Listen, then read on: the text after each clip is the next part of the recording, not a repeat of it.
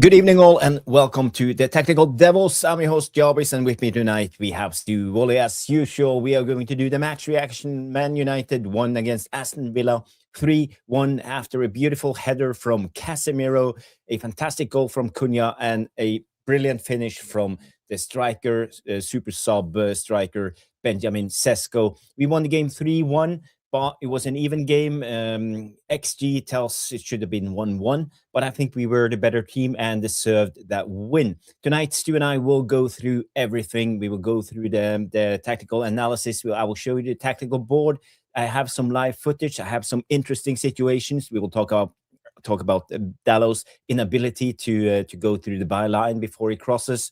I want to talk about the midfield, how the pivot is staggered now. One of them is a little bit higher and how it affects our game. I want to talk about the center backs, especially Leny Yoro, how brilliant he is pushing up, how he neutralized Rodgers tonight today in the game. There's so many talking points. So guys, stay tuned, smash the like, subscribe if this is your first time on the Tactical Devils, and Stu and I will be back after this short intro. So guys, see you in a sec.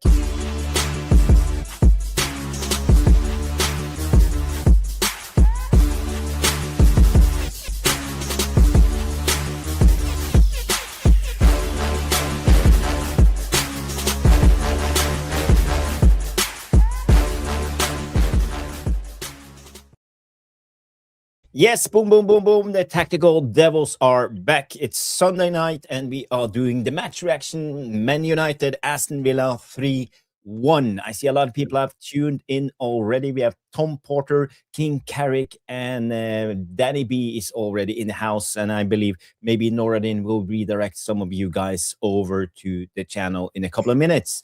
But first of all, I want to say hi to my co-host, Stu Woolley. How's your weekend been? Oh, it's been absolutely brilliant. It's been a great weekend actually football for myself, my brother's team, my nephew's team. So yeah, it's all been rather good because we all won, and young William scored an absolute perler of a goal as well. So absolutely great. And of course the results went our way today, didn't they? And yesterday with City drawing and Chelsea losing, Liverpool drawing today. Absolutely brilliant. We, of course, got the big one against Villa. So, look, it's all good. Everybody's happy. Everyone's a winner. Looking forward to the show. And we can all be relaxed and happy, can't we? We can. We should all be happy because when you look at the table now, we are 6 points clear of Chelsea in that 6th place. So kind of looks starting to be a little bit more secure when it comes to becoming top 5 and the Champions League next season. But we want to be as high as possible up the table. And guys, we are trying our best, and I think we will come in 3rd. At the moment, we are 7 points behind Manchester City, and I think that's not possible. But I see Howler coming in and say 1 more year, Casa. Yeah, I think a lot of people want Casemiro to stay another year. I'm not one of them, but we can have that debate in a couple of seconds. But I just want to go directly to the game before we do the little bit of the chitter chatter as we always do on the Tactical Devils. I just want to say, when I looked at the game, I think I'm happy with the game. People said the first half was boring, but for me, it's kind of a chess game, and I liked what I saw. I think Carrick and Unai Emery set the teams up against each other, and they weren't going to give any openings. Man United, they let Aston Villa have that extra player in front of our defense and behind our midfield. That was Aston Villa's out. And Unai Emery let us have the flanks and let us cross because they knew or counted on Ahmad, Bruno, and Mbeumo not being strong enough against the Minks and Konsa in the central. So we had a lot of crosses in that first half, but I also think that was a calculated risk from Unai Emery. I liked it from a tactical point of view. I liked how we set up. I liked when we played out in our attacking formation, the 3-2-5 formation. We interchanged the positions. We put Dalot high and wide, and then Dalot inverted, locked himself onto Minks, and Ahmad went out wide. And we were trying to get Ahmad 1-against-1 against Lucas Digne.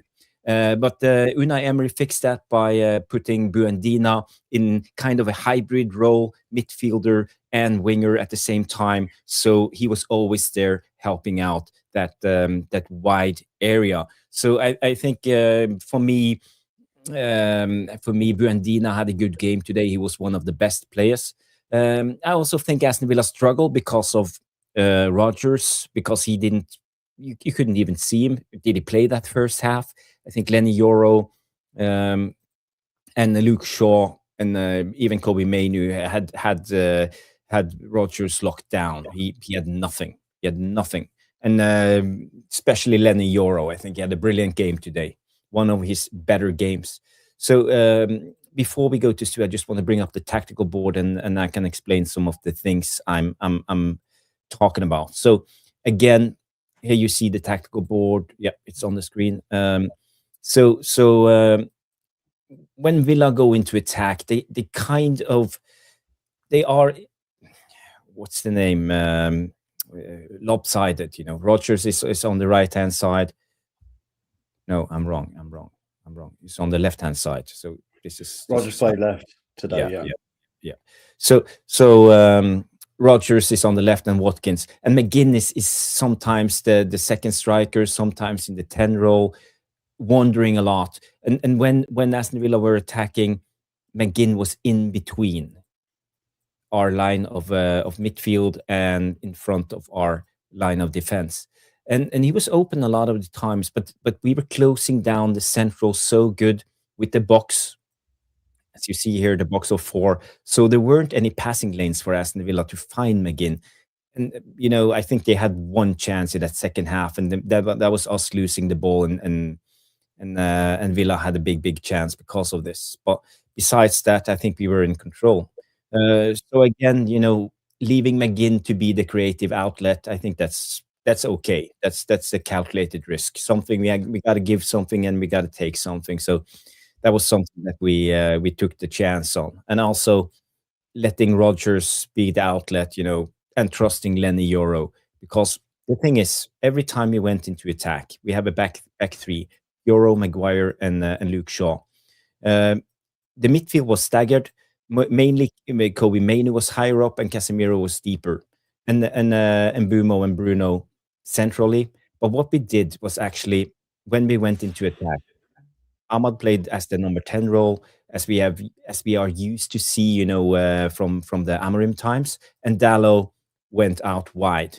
But when we progressed the ball into the midfield, something happened. They interchanged position. Dalot went inside, locked himself to Tyler Mings, and Ahmad went outside, and we were trying to get 1-against-1. But I don't know if it was Barkley or Buendía, but someone managed to come there and close down that side. So again, that was the chess game of that first half. And we had a lot of crosses, but we have no threats in the central area. So, Stu, what's your initial thoughts on my assessment of the game? Well, I actually thought Villa played into our hands perfectly. They totally used McGinn in the wrong position to what he normally plays. And that was the biggest problem, because normally Watkins is your higher pace and McGinn is a more circular player. The left-hand side, but that's right. And he didn't today. Whatever Emery decided to do, he tried to use McGinn through all of their play in the first half, and allowed Barkley to be the playmaker. Ross Barkley to be the playmaker. And there was occasions where Barkley looked okay today, actually, when he was getting the ball. Barkley had a good game. He moved it nicely, drifted into space, lovely. And he was a problem for Kobbie Mainoo at points. But then we, as you quite rightly said, and that's the interesting thing, we didn't really pay any attention to McGinn when he was in between the lines, because the way that Mainoo and Casemiro, who were, Casemiro was a bit more mobile than Mainoo today. I don't know what's going on with Kobbie Mainoo in his legs. Although his utilisation of the ball, I thought was excellent. It wasn't allowing the ball in to McGinn that it would normally be. But then it's normally McGinn that's playing the pass, which is what I couldn't work out from Emery today, because we said in the preview that you would see McGinn float in as a 10. We knew he would do that, and he started that way, but he was so ineffectual. He started to go back to try and get the ball deep, if you remember. It reminded me so much of Bruno. When Bruno gets frustrated, he would go and get the ball deep, wouldn't he? And McGinn was doing the same. And I thought, for us, you're quite right. I thought Emery played into our hands in that way. Fair play to Carrick or whoever, devised this thing. You're spot on about Dalot. Dalot's position today was massively interesting. He didn't really defend. He did try and break the lines all the times, and Rodgers was too lazy. Morgan Rodgers was too lazy to follow him. Again, as you pointed out, I'm with you on Buendia. I thought Buendia was excellent, but I thought Ross Barkley at times, Jarvis, showed what a player he is. What a disappointment I would be if I was a Villa fan. He took his goal very, very well, but he drifted in beautifully. I would imagine that most of the Devilish Tacticos, you, me, and everyone else are thinking, hold on, we're crossing the football to who? Again, so your point about Konza, your point about Mings, which is what we both said, we need Sesko to push on them anyway. That's another thing. We were digging out some wonderful crosses. Cunha put in 2 pearlers. And to be fair, Dalot put in 1 great cross as well. You're also right about Ahmad being frustrated. He got blocked a lot. They doubled up Ahmad, sometimes tripled up. And I think I noticed certainly in the first half, not so much the second, but did notice in the first half, Jarvis, that it was Ross Barkley that drifted. Yeah, but I would say too, they didn't put enough attention on Dalot. And I think that was a conscious move by Emery. That's the same thing as we did with McGinn. Yes. They just let Dalot drift. And Dalot, he's incapable of pushing down to the byline and get the cross in. Yes, he can't penetrate deep. He always angles his body inwards, not directly towards. And I have some clips I will show you afterwards, and we can analyze and talk about that. I just want to say before you continue your assessment of the game, I just want to thank United Real Therapy for the raid. Thank you, URT raid. Thank you so much, Noradin, for sending people over. It means a lot. Thank you. And we have 44 of you watching at the moment. So guys, smash the like and subscribe and stay tuned, because there will be more Stu Wally assessment of the game. So you were saying, sorry for interrupting. No, that's fine. You're right. Dalot lacks the ability to get to the byline, but then again, so does Ahmad. Lacks that ability to get to the byline. Does it once or twice, and he creates problems. So you're right. I think they did leave Dalot. Bruno had an interesting game. Again, thought he was excellent in patches. I thought the game bypassed him in patches as well, but I didn't have a problem with that because. Yeah. When he came out in the second half, and I don't want to use Gary Neville's phrase, but he took the ball by the horns and absolutely smashed us through, to kind of take control of the game. There's some great positives actually today. I think we did start slow. I've got no issue with that. I think we did start slow. I think that was purposeful though today, actually, rather than the Newcastle game, Jarvis. I thought in the first half knew the importance of this game. Villa knew they couldn't lose the game. We knew we had to win the game, and I kind of think it showed with our play.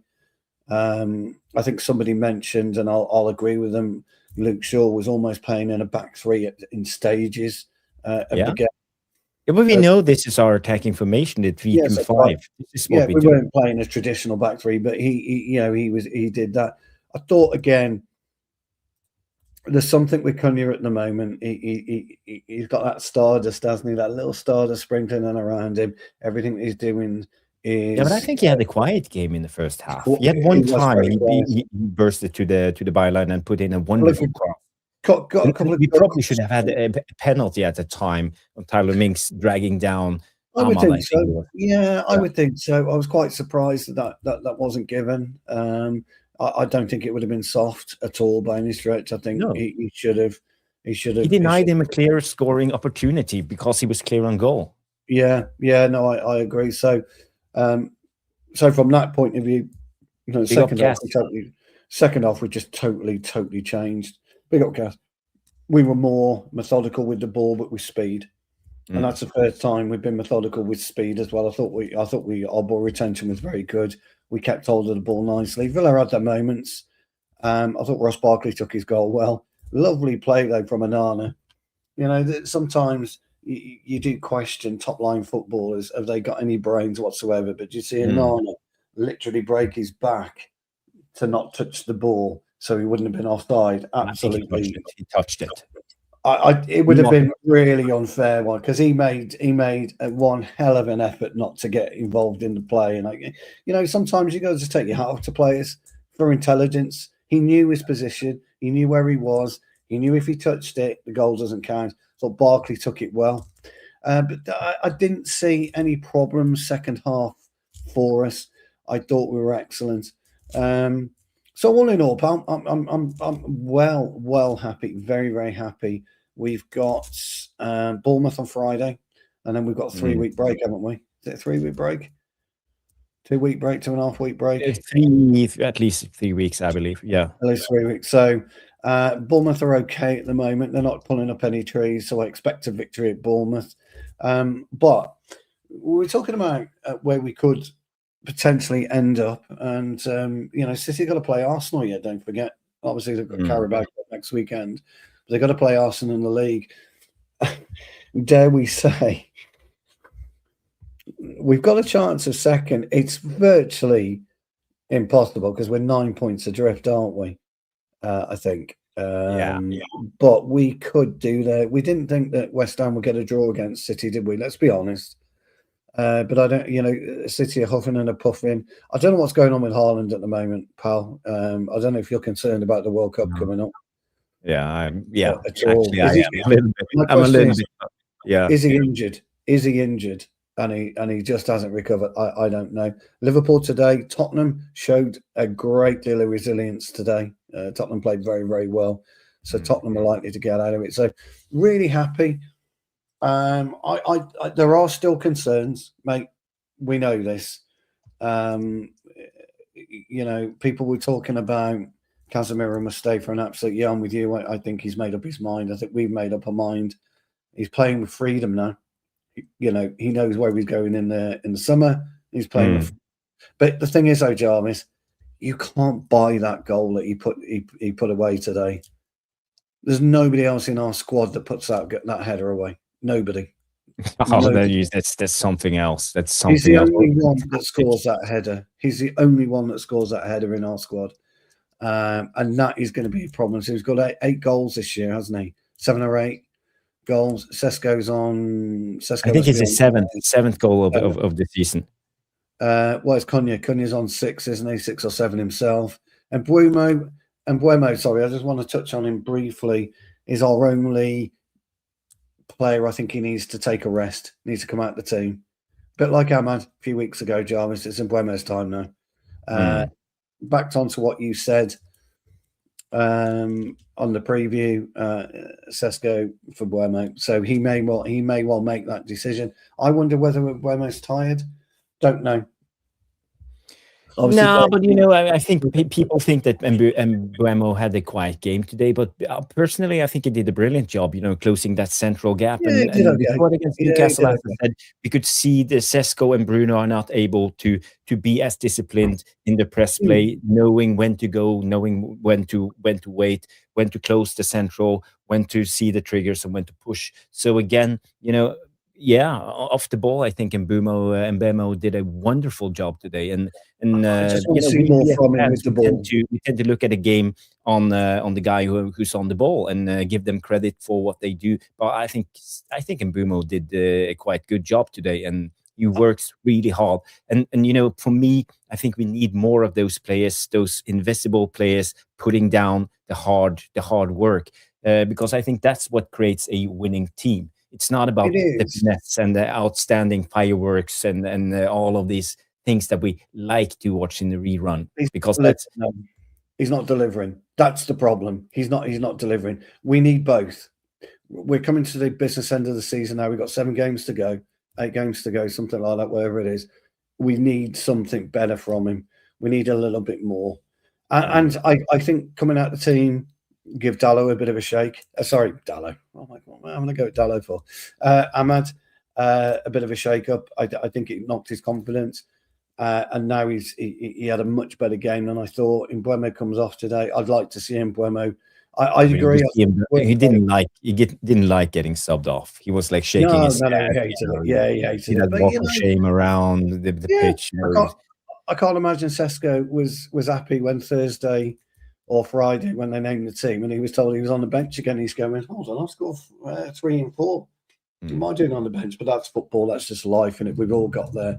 We've all got to take that. Just bear with us 1 sec. I've got to take this call, pal. Yeah, that's okay. That's okay. I will do a couple of comments. I'm way behind on the comments, guys. So sorry for not putting all those brilliant comments up. But first of all, I just want to say, go to this link, press that link, go to X, retweet and like, because that's our lifeline out to the rest of the world. Because YouTube is not helping us; they're not pushing us out to anyone. So at least, hopefully, someone can pick up the Tactical Devils by watching us on X. So if you can do that, go and retweet. That will be a fantastic thing, because this link shows this show live on X. So, I would really appreciate it. A lot of people have tuned in, and I just want to say congratulations to Jamie Wayne for his birthday yesterday. I hope you had a fantastic birthday weekend, and that you didn't celebrate too hard. But knowing you, Jamie Wayne, I know you don't drink, you don't smoke, you don't do anything other than working hard in the gym. So I bet you have had a wonderful weekend. So I hope you're well, my friend. The Wootinator is coming in and saying 20 likes. So guys, do us a favor, smash the like. And if this is your first time, subscribe to the channel. I know I say this a lot, but it means a lot for you guys to like the video. Every like helps. 1 like counts for at least 10 more views. So you can actually make a difference. I see a birthday cake coming out from Yagul3 to Jamie Wayne for his birthday. So big up Jamie Wayne. So while Stu is on the phone, I can bring up a couple of things that I want to talk about. And in that first half, there was a lot of room, there was a lot of width. Aston Villa allowed us to have the ball on the wings. So this is a situation I want to show you guys, and we are winning the ball in the midfield. And in this instance, you see Dalot, Bruno, and Ahmad carrying the ball forward. So again, you see a lot of space here for Dalot. And in this instance, I want Dalot to do something else. He usually, every time he receives the ball, he takes the ball inward, like this. But I would like Dalot to be more aggressive. And in this instance, you have Luka Ding, you 1 against 1. There's nothing saying that you should cut back and continue the attack. You should go directly to the byline and cross, because you have a lot of men. You have Mbeumo, you have Ahmad, you have Casemiro, you have Bruno here for the cutback. A lot of people will attack the goal in this instance. If you come to the byline, get the cross in front of goal, you would have had Mbeumo here, you would have Casemiro here, you would have Ahmad here, and Bruno behind. So there would have been a great chance for an attack. Instead, sorry, everybody. Yeah. Believe it or not, I will be on the level with you about what that call was about. We're buying a new fitted wardrobe. I'm so sorry. That's okay. I'm so sorry. That's embarrassing. But I thought I'd tell you the truth. So.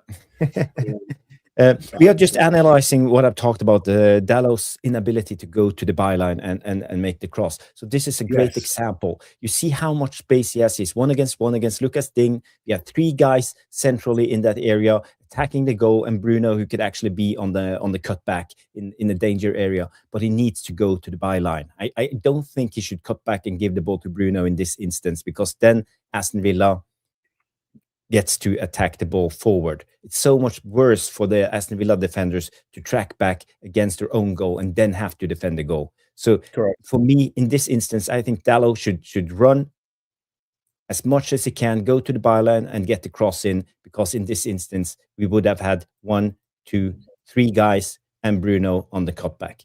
So again, if you look at what they do in this situation, takes down the sting of the attack, and it ends up with a very comfortable situation for Aston Villa. It was a silly bit of play, wasn't it? Because when you stopped it and he's got the ball, he's got acres to run into. And all coaches will tell you at every level, when you first start playing the game, to my age and still playing the game, hit the fucking space. Get into that space, because space is king. Space is currency in football. It always has been, always will be. And he's got a lot of real estate to go into. So I'm with you. By holding it up, and Digne, by the way, defended it relatively well, but he still allowed, or still would have allowed Dalot the space, because Digne wants him down the line, because it's easy for Digne. But when Dalot passes the ball into Ahmad, we've got nowhere to go. We're stopped immediately. The back four of Aston Villa stop, get themselves set up, goes to Bruno, gets a shot off, and what happens? It's blocked, because we're set up. Football's all about momentum. Currency is momentum in football. So absolutely, well pointed, well spotted. Yeah, I'm not looking to criticize Dalot. I'm looking to find places where he can improve his game, because this is not just one instance. This is the bread and butter of Dalot all the time. Yes, and every time he tries to go to the byline, he do his triple step over and then kicks the ball and runs. Stop with the step overs. Just kick the ball and run, if that's your thing. I mean, the Premier makes a point here, and I'm going to go with this point. It's a very good point. You know that Bruno is shouting loud for there, and Diego and 100% accurate. And the reason he's right there, Jarvis, and we've seen it before, mate. Me and you have been on a show like this, and we've talked. Why's the ball gone into Ronaldo? And you've come out and said, "Well, he wanted it." Yeah. And that's the thing, isn't it? I don't fucking care if Bruno wants the ball. Correct. You're a grown-up man, a professional footballer. You should know what's right to do in a certain situation. And this is where Dalot needs to man up and do his thing. Yeah. Great point, though, I thought, by the Premier. I thought it was a really good point. It's a very apt point, and he's correct. But the Premier is right. He's right. Yeah, you're right. I'm the man. I want the ball. Fuck off. Hit the byline, get the crossing. Absolutely, totally. Yeah, but if you look at the end, it fizzles out in nothing. Well, and Villa is in a very comfortable situation. Villa were lovely. If you look in the middle there, 1, 2, 3, 4, 5, beautiful against. Yeah, beautiful. The goalkeeper, and to be honest, Jarvis, you're not beating Martinez from there, are you? Not in your left peg. Nah, I don't think you're so. Not. No. Big up, Grace. Big up. And I'm not finished. But by the way, I would say Dalot had a good game today. He had a good game. Played well. I'm talking about certain areas where he can improve and be better. It's about being instrumental in a game, isn't it? It's about, you could have touched the ball 5 times in 90 minutes. Make those 5 touches count. 100%. That's what it's about, isn't it, pal? Make those 100%. But okay, again, look at this. Look at Digne's position. Look how he's faced. He's facing this way. No chance getting down here without turning and making a lot of time to get in the right position. And Dalot, when he receives the ball, there's only one thing to do: kick the ball, run, cross it. Run, yeah. And again, if you look at this situation, he receives the ball, Leny Yoro. It's a brilliant cross. I'm not taking it from him. It's a brilliant, brilliant cross. But that's not my point. My point is, in this situation, go to the byline. You have the space. Yeah, I'm not going to be controversial there. If Sesko's there, Jarvis, that's a goal, isn't it? You would think, because the cross was. It's only because Grace is watching. That cross, Grace, was as good as it gets. if you are a centre forward, an Andy Gray, somebody who loves to attack the ball with your head. I'm going to talk about even the cart horse here, John. It's old Andy Carroll, the old nosebag himself. They feed off that, thrive off it. Where you are right, my old mate. And here you go. See, there's always a tip for you, mate. Where you are right is the personnel in the middle. We're never gonna get on that cross in 9 years. So you're right in what you're saying about getting to the byline, because if you get into the byline, you can push in a lower cross, and we've got a chance. When you go to the byline, the defenders tend to drop into their own goal.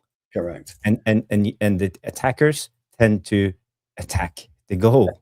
So again, you open up a big space behind. If you go to the byline, you have that fantastic opportunity to put in a cutback pass, and then you score the goals. We're more likely to score in that scenario. As much as Grace, it was a brilliant cross. It really was a brilliant cross. But there's no personnel in there, Grace. So Jarvis is right initially. Zlatan. Can you imagine Zlatan? Would have been absolutely... he'd have eaten that up all day long, wouldn't he? Rude. Rude a bit. Thank you. Cass, good to see you, mate. Nice to have you with us. Been a while, mate. Been a while. Yeah. No big up. Yeah, been a big up, mate. Big up. But the likes of Rude, Zlatan, we've got strikers down the years that would have fed off that and loved it, but today wasn't the day. So should have gone the byline, got a cut back, probably would have at least got a shot on target. Yeah. I don't know what's your take, but we are analyzing Dalot. We had a couple of good crosses today, but I think we need to criticize him for his inability to take the space that's in front of him and go to the byline and make something happen. He's too afraid at certain situations. Even though this cross is fantastic, I think it would have been even a bigger chance if you have just kicked the ball to the byline, run and make the cross or cut back. And also, we made another situation. I don't know if you saw, but it's from this situation here again. When he receives the ball, he has a lot of space in front of him. He can take on Digne and go to the byline. Then we have 3 players in the middle attacking the goal, and Bruno, who will be on the cutback. So again, it ends up with nothing. And for me, you see it again and again. He just stops with the ball, turns inward, and nothing happens.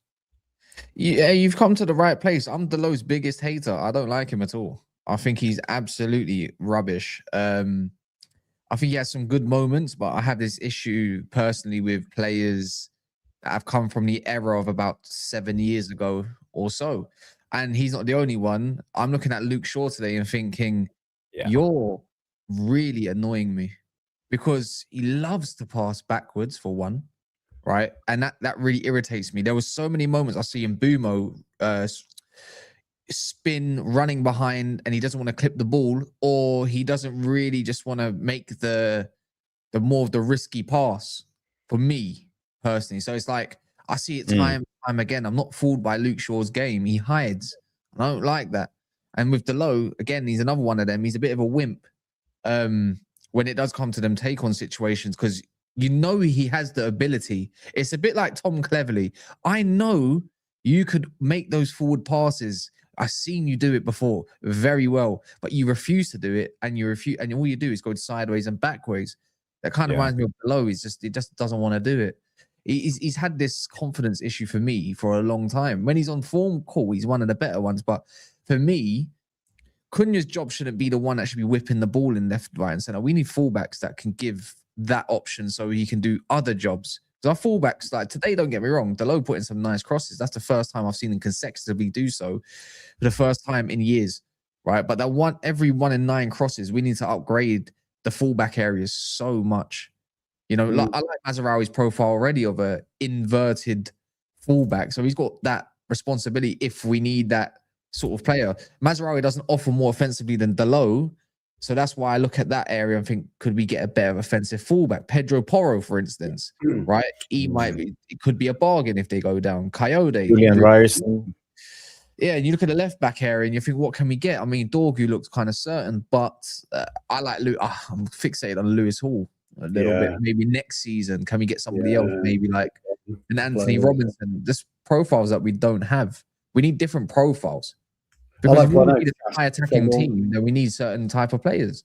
Yeah, I like Bruno from Wolves, Cass. Different type of profile. Gravity. Yeah, would suit as well. You make an interesting point actually about players that play within themselves.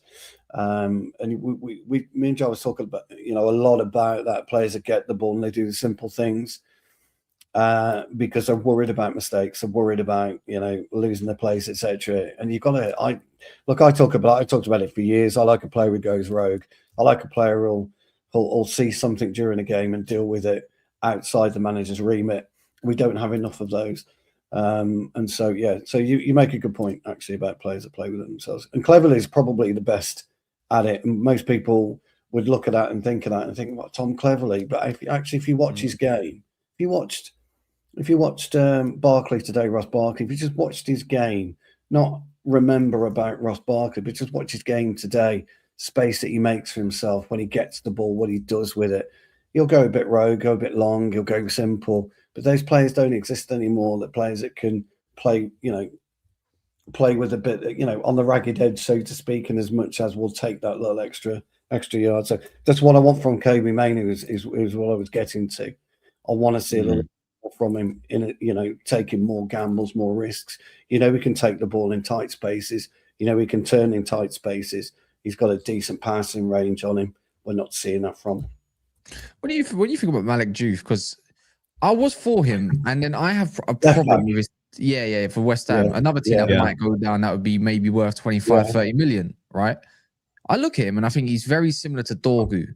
And whilst I don't mind that, I think his technical ability is lacking. Yes.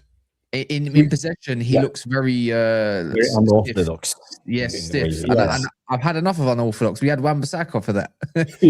Try getting past him, though. Try getting past you. You know what I mean? That's the thing. We did speak about him after the West Ham game, didn't we, Jarvis? We both said that. We both liked him, but we thought he was technically not quite there. But you try getting past him. It's a different story. So what I would like to do for me, I don't know about any of you guys, but I don't think there's a long-term solution. I know we're looking at Nathaniel Brown still in Vivel tax, let's call it like that, right, over in Germany. So he looks like he's got something about him.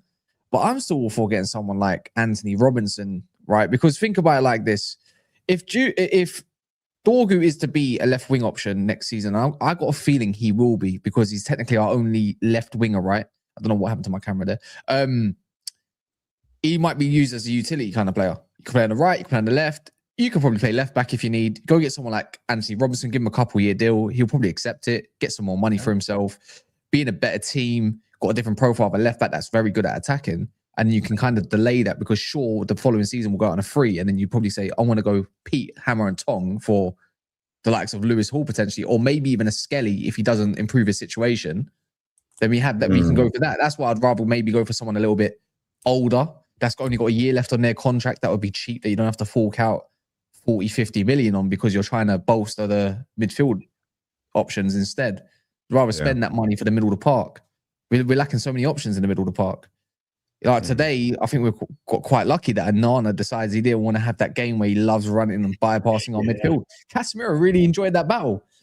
Tamping him at any given moment, not allowing to turn and run with the ball. I thought that's something that no one wants to talk with Carrick. And I do wonder what Carrick can do if he had a midfield that's a little bit more active, to say the least, and fullbacks that are a little bit more versatile as well. I'm just interested.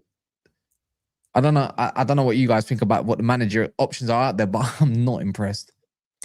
I think you make a brilliant suggestion, and bringing in a little bit of an older player at the moment. And when you're talking about Robinson, I think he's one of the best. He's Premier League proven. He still has it in him. How old is he? 29, 28? Yeah, he's catching on a little bit. So. Yeah, but again, we are going to replace Casemiro, possibly Bruno in the summer, Maguire maybe. So we are losing a lot of experience. So for me, I wouldn't mind us, and I think we need to sign some of the older players with some Premier League experience anyway, because we can't just be a team with kids. Look at Chelsea, how they struggle, putting in worse performance from every now and then. So again, I think Robinson is a good shout, and Stu, you loves Robinson. I talk about him a lot, don't I? I talk about him a lot, Cass. Jarvis, I tell you, I get fixated on players, Cass, and I rave about them. I raved about Cunha last year when I watched him. I took my little nephew to Wolves against Ipswich, and I came back, and for about 4 weeks, I was just raving about Cunha. When I Jarvis, we must get Cunha, must buy Cunha. I agree with you, and it's something we touched on only briefly because we were looking at our midfield options, Cass, and we were talking about Sander Berge, and people were saying, well, look, he's like 29, 28 years old. And, for me and Jarvis, we love him. He'd be great. We missed out. We missed out on that when we decided to get Garte instead. I was gutted. But he plays for Burnley. He got relegated with Sheffield United. Who cares? Who cares? There's gems there. Have you look at him now? There's not. I think he was just talking about like the Ross Barkley profile, the sit deep, calm, relax, hitting the ball a little bit rugged. Might not be the greatest passer in terms of medium passes, you could say, because I think Ross Barkley's long ball is fantastic. Everything else probably not. I'd agree with that. Yeah, Sander Berge is just the calm, relaxed type. I just wonder if Carrick, if he is to be the guy, I do trust him. Hopefully, not to be looking at Longstaffs and players like that from back in the day when he recommended it. But we need players that are just able on the ball. Because even today, you know what I don't like is when we fizz the ball into someone and they don't know how to kind of. I saw it one time with Mbeumo. He decided to spin. He got the ball, quickly spam with it, and he's like, "What? We need more. We need more Kobbie Mainoos." Like even when Casemiro received the ball in the second half, he's getting pressed from behind. It's like you should know that someone's coming at you, and we had a great chance if it wasn't the case for that. It's just I keep seeing mixed messages. Oh, they're looking for a midfielder. No, they're looking for two supreme midfielders. It's the same thing over and over again. Call Elliot Anderson, Wharton, Baleba. It's the same names. Boring. It is very boring. And this Delict issue is now another problem. It's a big problem. Yeah, it is. Big problem for us. Yeah. I think he's got a slip disc. Yeah, me too. But we don't know anything about Delict. There were some rumors in the beginning that it was a career ender, his injury. And, he's been back in training almost there, but always setbacks. So I think this is the problem. We don't know. I just want to show you guys a clip from the first half. And Aston Villa were on the transition in this situation. But there are two elements I want to talk about. And the first one is the midfield.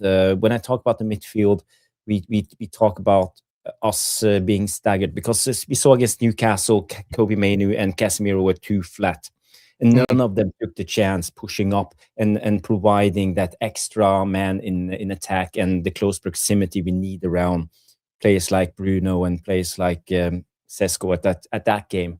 But so what does that look like? What does that look like to you lot? Well, no, honestly, what does that look like to you lot? If I said on paper, you don't know who the manager is, what is that? Who do you think the manager is? That's Bielsa for me. That looks like Ruben Amorim. Oh yeah. Think about it. You got Ahmad on the right wing back. You got Cunha left wing back, I suppose. Yoro's basically back at right back. You got Shaw, Maguire next to each other yet again, and then you've got the likes of obviously Casemiro and Mainoo are kind of never too far apart. In a sense. Yeah. Do you know what I mean? That just Amorim a little bit. And it's funny how Dalot is the furthest one forward, but he did make those runs twice. Should have probably scored twice. But interesting. Because Dalot, I don't get Dalot's role. Dalot, in some games, maybe it depends on opponents. I don't know if you lot were speaking about it. Sometimes he's got the license to make those forward runs. And then in other games, he looks way more defensive. And then we look way worse because we're backing off with too many defenders and not trying to push them further back.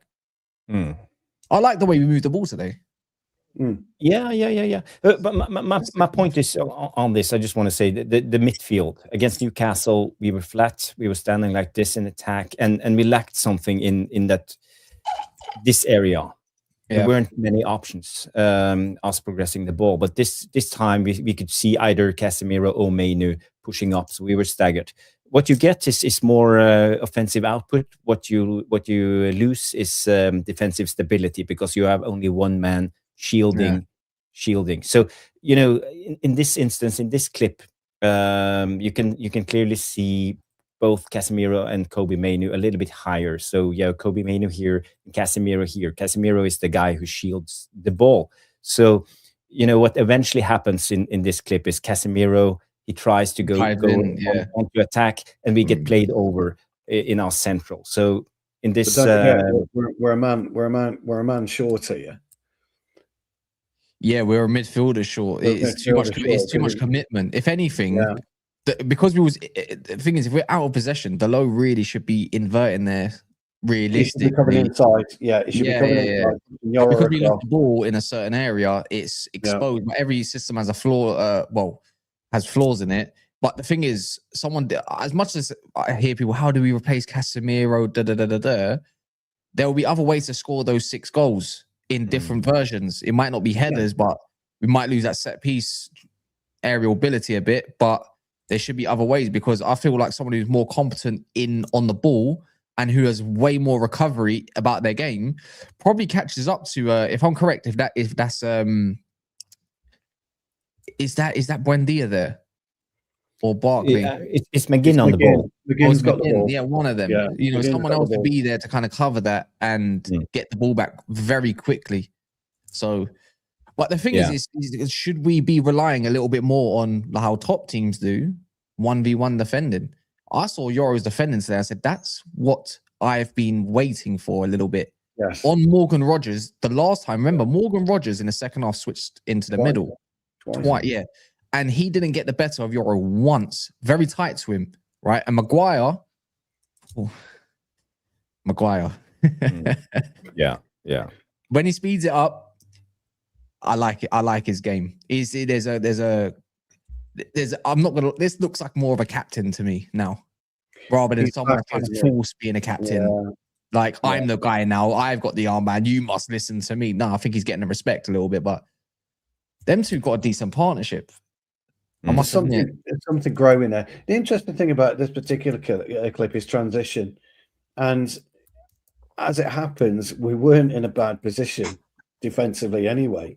I know. I remember the commentator. I don't know what it was like in Norway, Jarvis, but the commentators going, "Oh my God, Villa are in here. They're 4-on-3, etc., etc." But actually, our defensive shape wasn't too bad. Dalot does need to invert there, though, 100%. Yoro a bit more space, but you've got to look at Bruce Forsyth behind. He's only about 2 yards behind Casemiro. I say Bruce Forsyth because that's what he used to do. Pose-wise, but he's only about 2 yards behind, and we do get back quite nicely. The other issue here is our injured player, and I can't remember who that is. Is it Cunha? That was Cunha. No, you went. Yeah, you got on the floor. Yeah. Or injured player, so they do have a little bit of an overload, but it wasn't an overload we couldn't actually deal with. Kaz is right, Jarvis. I know you mentioned about Yoro right at the very beginning when you spoke about his game today. He was. I'm going to choose my words carefully here, but we are seeing something from Leny Yoro right now. It's a little bit different. He seems to have grown into his role, and I think Cass is right. Well, I think you're right, Cass, actually, and I don't need any convincing about Harry Maguire, fella. That's all. Jarvis will tell you, but I think Harry Maguire is helping develop Yoro, and it's the first time we've seen a centre back pairing help each other and kind of knit together. They kind of complement one another. The only thing is, you do see my I don't know what you do. You've had obviously a lot of shows, and Jarvis, I think you was on to me about this, and I kind of see it now. But I was quite worried about Lisandro Martinez because he's a huge part of how Carrick wants to play, and that was a big problem for me when you're relying on a centre back to be the guy who makes from deep. But I reckon if Lisandro does play today, I think we score 2 or 3 more goals. We create 5 more chances, 6 more chances because of the split, how they wanted to kind of defend Ahmad. Look at the difference when Ahmad plays. You might not get the goals and assists all the time, but look at the balance he provides the team. This is why I don't care about the GA stuff all the time. If we're scoring 3-4 goals where it's spread out, I couldn't care less. Not having Ahmad in there, I think it's quite evident to see from the Newcastle game how agree poor the team is without him. I mean, I called for a switch a couple of games ago, Cass. I thought it was the right time to take Ahmad out, but it was the right time to bring him back today, as it happens. So, and I was happy with it. I made the point a little bit earlier, didn't I, Jarvis, about that. and I'm going to go. And I said this time, Cass, maybe even consider removing Mbeumo for a start and see what happens, because he's doing very well for us, but he's not delivering as he delivered 6 weeks ago. And you know how fluid football is, pal. Yeah. He's got the 1v1 duel. That's the difference that nobody. Unless Cunha decides I want to play today. Cunha decides I want to play today. It's difficult. Like last game, I thought he was actually quite good. Like in the game, he was the only one that looked like he was up for it against Newcastle. And then obviously he was doing trip you up, but no one's there. The issue with Sesko is my thing is the way we press with Sesko compared to when Mbeumo's there is poor, to say the least. Sesko needs players to run with or for him a little bit more than, like even off the ball. Let's say we go into the season with Carrick. I think if you give, look, I like Kobbie, Mainoo and everything, and Casemiro, of course, they're going to have their roles, Kobbie, Mainoo, when it comes to certain pairings with whoever the midfielders are. But if you had midfielders who are so much better recovering the ball, or fullbacks are just competent and having a wide delivery, because then it's the opposition has something else to think about now. It's the wide areas. That's why I say someone like Pedro Porro, for instance, right? Yeah. Then Sesko's job becomes just that much easier. The pressing becomes that much easier because it forces the opposition to go into more to a low block. I thought today in the first half, this is what I don't understand about United. First half, crosses were beautiful. And you ask, why isn't Sesko playing then? But when Sesko plays, we don't put the ball in the box. Why? Yeah. What I always ask why. I can explain it easily, because I think Unai Emery plays a part into this. Because I think Unai Emery let us have the ball on the flanks, let us do those crosses, because he calculated that there aren't no risks with Ahmad in middle, or Bruno in the middle, or even Mbeumo in the middle.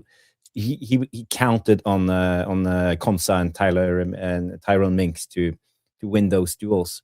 For me, I think if Sesko started, it would have been a different game. They wouldn't been as compact, so squeezed as they were. I think they would have been more worried about the flanks because of Sesko's threat. So, it's just a chess game, how they set up the team they are up against. That's just how I see it. I think Sesko would have scored at least a goal in the first half. Just one. I think he gets onto one at the lows or Cunha's crosses, because I don't think the game changes too much. Yeah, but my point is he won't get those crosses because Emery would have set up his team differently. Yeah, maybe that is the case. But he just looked like, I think it's just a good way for Sesko at the moment. You're just the impact player, and that's, you know what, you said it's fine. Carrick knows it, and I think Man United fan base now knows you're great impact. Like today, just being in the box at the right time, like Gyökeres against Everton, just in the right place, smash it. Yeah, you'll probably get a goal. And now look how many goals. Has he got 7 or 8 goals already in 2026 alone? He's got 8, hasn't he, Sesko? Brilliant. Now he's on. Now he should be on about 10 for the season. I think he is on Premier League goals. You can really see a good striker there. But that makes me wonder. I'm so happy we just don't need to now look for another striker come this summer. We've got too many options that can play there. Yeah. Yeah, and Bruno, I don't know if you spoke about Bruno, but I've come a long way for this man. I eat my word. I couldn't care less. See this mature Bruno. Because I've got to go in a second, right? So because I've got a Liverpool therapy session to record. All right. Hey. It's going to be hilarious. Bruno is just get him to sign an extra year, please, until we find the correct replacement. I don't know who that will be or what new creativity might come along when he does go, but. Somebody filling those shoes, that's a lot of creation, like gone. Don't know how you change that. I think there's only one man who doesn't want to be in a certain place in London anymore that needs some surgery on his knee. I think that's the only one at the moment. Oh, you're on about Ødegaard? No, he just needs surgery in his brain, to be fair, because he don't like passing the ball forward. I'm talking about Cole Palmer.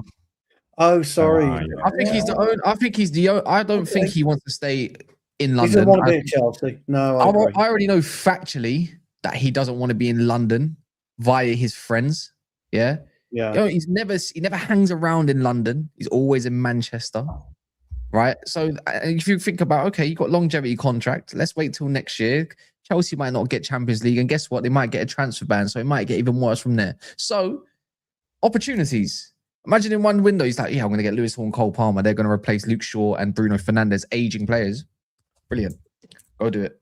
Yeah, Chelsea are in big trouble. Yeah, what big were trouble. they? -35. And I think that's about to come out. very soon about the transfer ban. It's about 90% certain that it's going to happen. It's got to be. I just want to touch on something that you spoke about midfield, and it's very, very quickly, Jarvis, because I know you got to go, Cass. Go on. I wanted to make the point that that's why City are on the decline at the moment, because they don't have that press centrally anymore. The Rodri press doesn't exist anymore. The De Bruyne front press doesn't exist anymore. So I just wanted to make that point about what you kind of back up what you were saying about that we don't press brilliantly.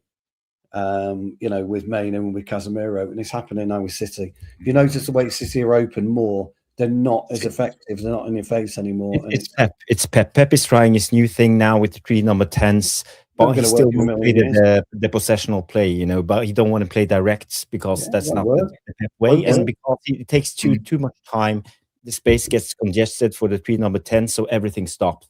And Haaland can never get on the ball. So this is on Pep. He's trying to reinvent the wheel, but he's not willing to open up his principles about letting go of the positional play. For me, that's on Pep, and I think City will struggle at the moment as long as Pep is in charge. Well, I think he's their transfers, their squad just looks confusing in general. You built a front 3 of Semenyo, Marmoush, and Haaland. In what world do you go around to your I don't know, your staff meetings your squad and your planning squad, and you say, Semenyo's going to fit in there. Now Semenyo's in the door. They're trying to have 2 goal scorers on the pitch, basically.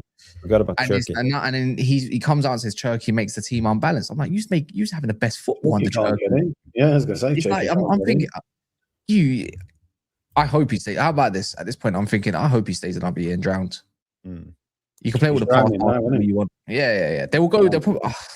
See, I don't want him to get Anderson, but we'll see, innit? It looks like that, doesn't it? Looking that way. Cass, before you go, I just want to show you this clip quickly. It's on Bruno because I just want to show you what you get, the negatives with Bruno. I will pass forward and play this clip really quick. Because we are centrally, we are blocking the central lane. We have Mbeumo and Bruno centrally. They did a brilliant job today in the press play. But sometimes this is in about the 60th minute of the game. You get this with Bruno. Let me just fast forward 1.5 speed. So you see, and again we push for the ball and look at Bruno here, headless chicken running at the goalkeeper. And what happens when you run at the goalkeeper? I can already see Nana's getting more free. Look at the space into Nana. Turn. And Rodgers in between. And then, ideally, we want them to pass it because they made a chance from this. We want them to pass it to their fullbacks or go long, which we were doing actually quite well in the first half. He gets too excited. That's just my thing. But this is what you get with Bruno, isn't it? Yeah, but it's not perfect. I have to do the same as you. I have to swallow my words because I've almost had an agenda against Bruno a lot of times, and we all did. Because he was terrible playing in the 8. But now playing at the 10 is brilliant. But sometimes he loses his nugget, and he doesn't. He's not disciplined enough. Yeah. So it is what it is. Yeah. Well, anyways, I'll talk to you a lot later. And then who we got next week? Bournemouth. We got Friday night, Cass. Bournemouth. Yeah, Bournemouth Friday night, yeah. And then we go into a 3-week hiatus, don't we? Or 2.5 week hiatus or whatever. So just more rest so we can get Champions League. All right. By all means, me and Jarvis are thinking, what the fuck are we going to talk about for 3 weeks? That's the issue, we always have body glimpse. We got Bodo Glimt tomorrow night. We're doing a watch along tomorrow night. Bodo Glimt. Bodo. Yeah. Massive Bodo fan. It's his. I like the way they play football. To be fair, fantastic. It's my local team. It's like It's just 4-4-2, but straight. We're gonna play ball, and we're technically very gifted. That number 10 is shit hot, isn't he? I don't know what his name is, but he's unreal. There's a few of them that are just unreal. There's a left winger unreal on the ball. Kasper Hurg, Hogg, and the Danish guy. Hurg, Hogg, and Berg. You know something what? like that. Yeah. That's if they set up like that against Arsenal, we're gonna have problems, and people don't want to hear it. But we'll get there. Hopefully. Anyways, yeah. Thank you so much, Cass, for coming on, mate. Great to see you. Thank you. Great to see you, pal. Okay, back to the game. So we can play that Bruno clip later, but we can just run through this because we talked about the staggered midfield and what we lose when they go staggered. Yeah. But again, now we are on transition, and I think this is a brilliant example of a good defensive play from Leny Yoro. So you see here McGinn coming on the ball. Look at Leny Yoro here. He's in between two guys. Yeah, and you know, Stu, as a centre back, how would you assess a situation like this? What would you do? You would migrate centrally, but try and keep yourself between the two players. And the reason you would do that is because McGinn's got the ability to do three things there. He's got the ability to put a slide rule blast in between Shaw for the oncoming player round the back. He's got the ability to knock it short.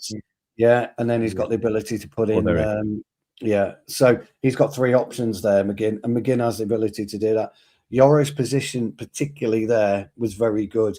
What he was banking on, actually, was McGinn overrunning it or delaying the pass to Barkley.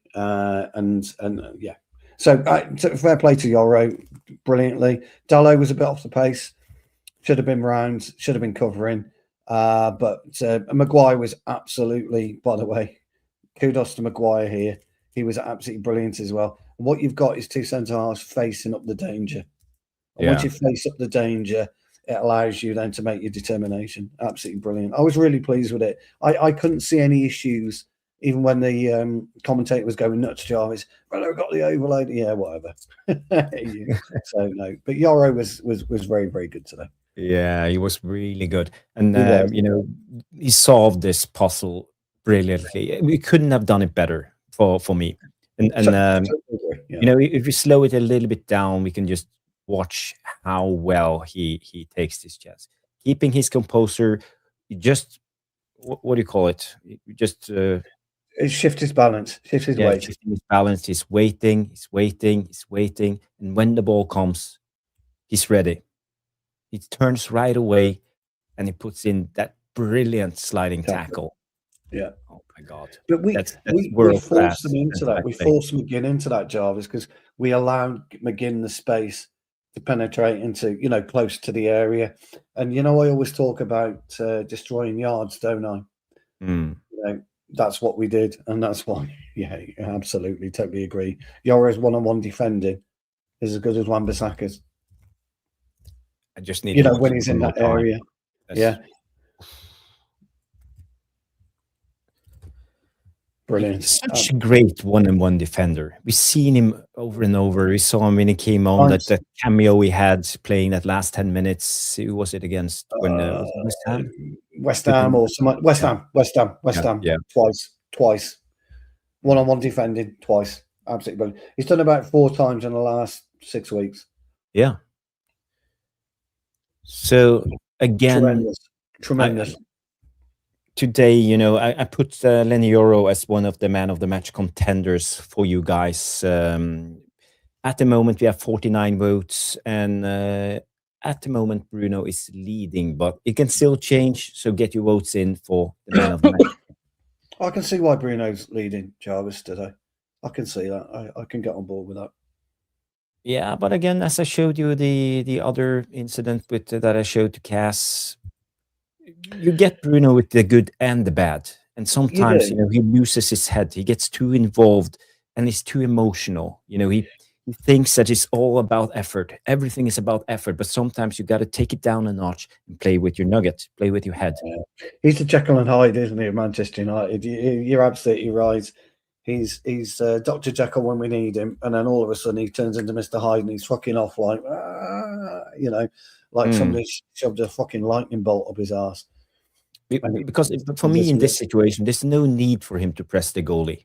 No, there's no need for him to press the goalie because we are pushing them back at this moment, and he knows the goalkeeper is going to get the ball. So what is he thinking? The rest of the team is very stretched at this moment, and you see the midfield, Kobbie, Mainoo, Casemiro, Cunha, all of them, they need to follow through because Bruno takes the lead into this. You know, he's the guy who's initiating the press. Yeah, that's right. And the problem is, when he's pressing. Sorry to butt in, but I didn't mean. Yeah. Please. But when he's pressing, look how far away we are from him, which is the point you were making anyway. That they got out easy because we were too far away from him. So yeah, sorry, that was it. I just wanted to make that point.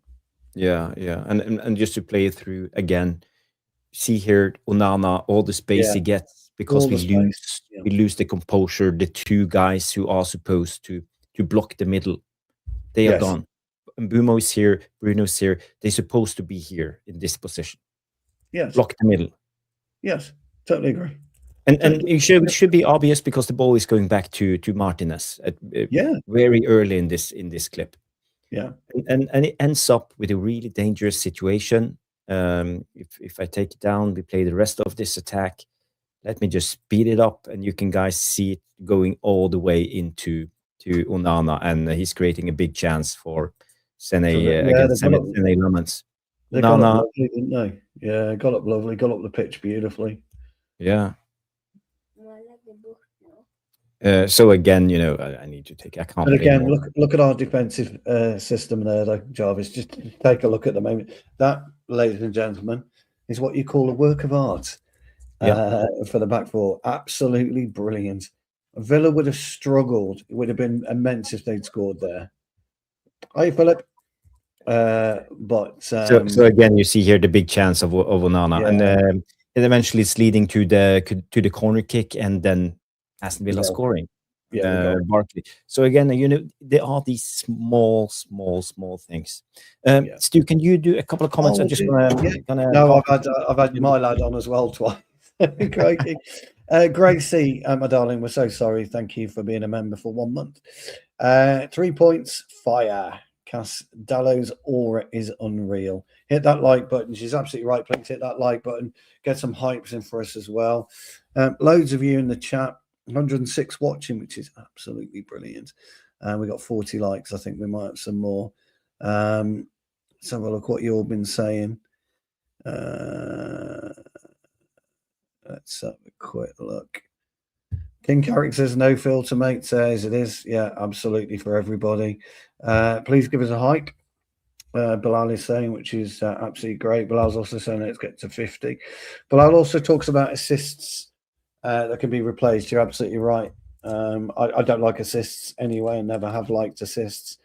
Somebody's got to pass to somebody to score a goal anyway, so I don't really know why we have assists in the Premier League, or assists anyway, really. What else have we got? So King Carrick says, I've still got an agenda with Bruno, Seldy. Well, okay. Look, I think when you're looking at squad building, I said before, King Carrick, if you can get good money, if you can get 50, 60, 70 million for him, it goes a long way to eventually doing what you want in terms of your rebuilds. Maybe add you an extra squad player as well of note. So, I think it still needs to be considered for me. Although, he did have a decent game today. Let's have a quick look. What else have we got here? Jamie Wayne's birthday was yesterday, by the way, everybody. Happy birthday, Jamie. I hope you had a great time. Lil Smoke says Sesko does create a lot of chances. Don't know why, but I don't care. He does create chances, scoring though, which is what it's all about for Benjamin Sesko. He's coming on and scoring goals. What else have we got? Jamie Wayne's talking about Mbeumo. Mbeumo ain't a bad player. He just doesn't seem to be on it at the minute. Absolutely. Could be carrying an injury. Me and Jarvis has been wondering about it. We think it might be some kind of hangover from the African Cup of Nations, because who knows? But I've just gone through some comments, my old mate. Yeah, but also, so you got to remember there were some reports coming out on Mbeumo that he didn't have a proper preseason, so he was bound to fall off a little bit this season because of, even though we only have 1 game a week. But the report said so. Got another member chat. Come on, guys, like the video. I just want to thank Grace for that first member chat, and now Bilal coming in and saying, "Come on, guys, like the video." Thank you so much, Bilal and people. Bilal tells you I am Titanium 4230. Come on, guys, like the video. I think we are on 40-something likes. King Carrick, no apologies needed here. You just don't like, that's absolutely fine. You know, we've all got our viewpoints on players. You know, there's certain players that Jarvis likes, there's certain players that I like, and we like them for their individualism and what they bring to the team.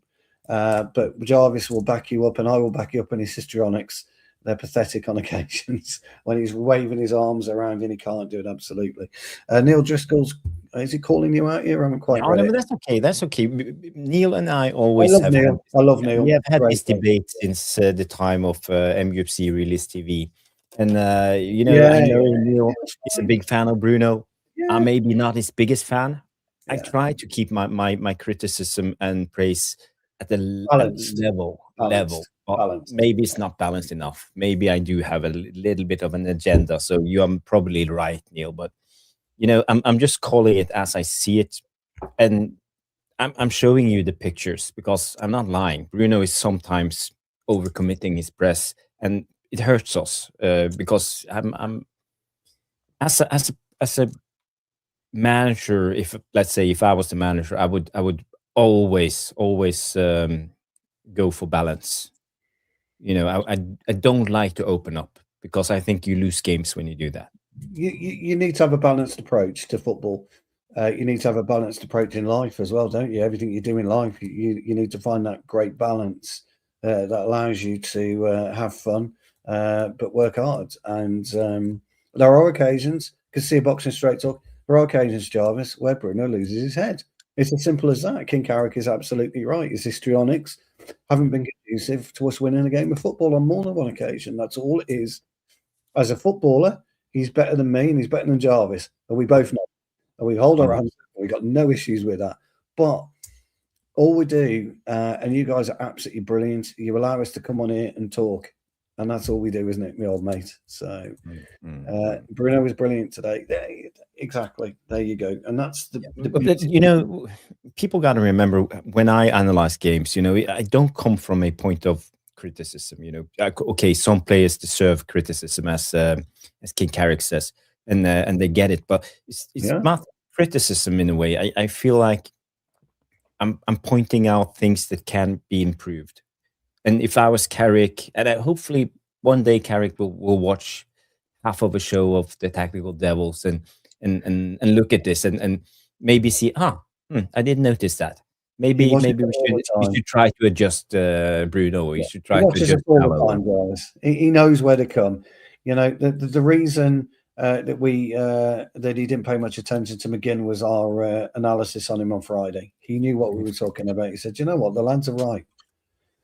Yeah, we were. And by the way, Jarvis, we were. we played where we said he was going to play. You know. Anyway, that's enough. We're not here to criticize people. That's not what we're about. We all see football differently, and that's why people love football. Nikki comes in and says, "I love Bruno." Absolutely, you're entitled to love Bruno. Picture a cat. What's your cat's name, Nikki?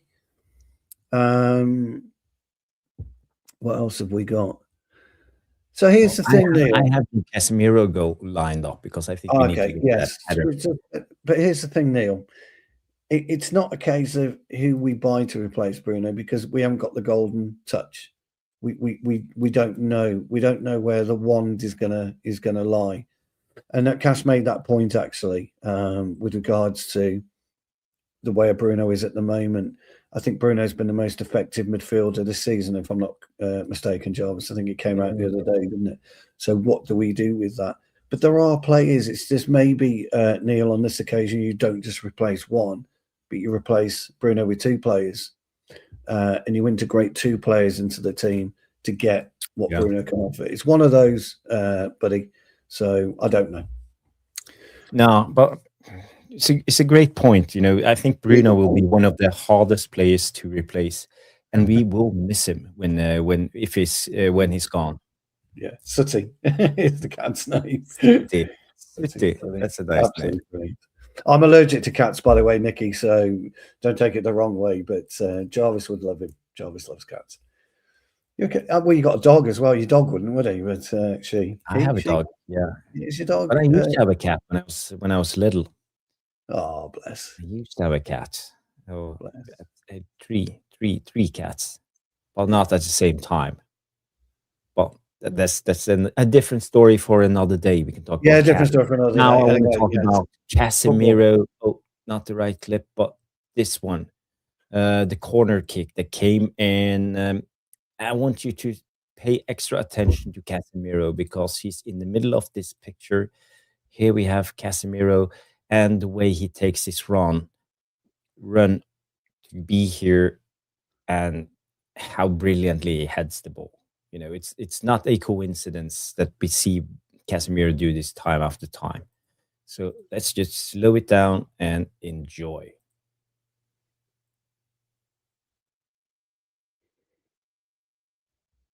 Boom. There you go. Stu, have you anything to add on this? I do. And Grace, please open your ears because I'm about to give you something here. I want you to watch Dalot and what Dalot did to assist Casemiro's header. Just watch where Dalot was at the very beginning. Can you see him? Mm-hmm. And watch where Casemiro is. Number 2. Yeah, just where Casemiro is. And where you put your arrow, he slides in between Dalot. Okay, so Dalot is blocking the defender going with Casemiro. Casemiro gets a brilliant header. But just watch Dalot, and you know, credit to where credit's due, Jarvis. Dalot helps out here. Yeah. Little walk. And you'll see where Casemiro starts. Yeah, sorry, you have to do that. Yeah, look at it for another time. Here he comes. There he is. He's walking in. Casemiro sees the shield. Thank you very much. Brilliant. Absolutely brilliant. Now, people will say, well, but it's the fact that he was walking, which allowed... Now, whether they've done this on the training ground, I have no idea. But it's the fact that he walked rather than run that will tell you that Dalot was there as a shield for Casemiro. And that fucking header, by the way, that header, brilliant. To get guidance from that position to go across goal against the keeper of Martinez's quality, Jarvis, sublime. Absolutely fucking brilliant. But just a little doff your cap to Dalot there, please. That's all I'd say. And again, you know, Casemiro, it's sublime, as you said, Stu. And if you look at it from this angle, you know, I think it deserves another angle because this is one of the best goals I've seen being a header. Yeah, it's such a difficult task. You know, if you ever played football yourself, you think it should be easy to just flick on the ball and put it in the corner. It's almost impossible. Doink. Told you. I told you. Dalot perfect in there. Absolutely brilliant. Yeah. It's a great goal. It's a great goal. And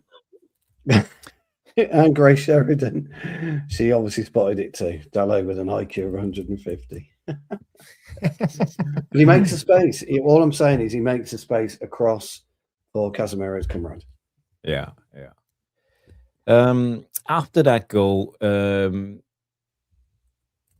Villa took over the game, and we could see the desperation in Man United players' eyes. And I think this is why Bruno upped this game when it come to the press play. He got more desperate, and he was trying to get Man United back on track. And then Aston Villa had this chance on the transition. Onana had the chance on Lamens, and they had a corner kick. So let's look at the corner kick because there was so much going on in this situation. So first of all, we have a super chat from let's do a super chat from Bilal first. Big up Bilal coming in and say we need to sign more set piece threats. Cass is off in the so that's a fantastic shout, and yes we do. And I think Bilal deserves a little super chat. Well, have you got the Johnny Commode thing? Maybe you could give him the Johnny Commode. I haven't uploaded it yet. No problem.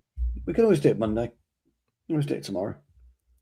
Well, I can do it right now, but guys gotta be a little bit patient. You gotta give me 20 seconds, but I can play this in while we wait.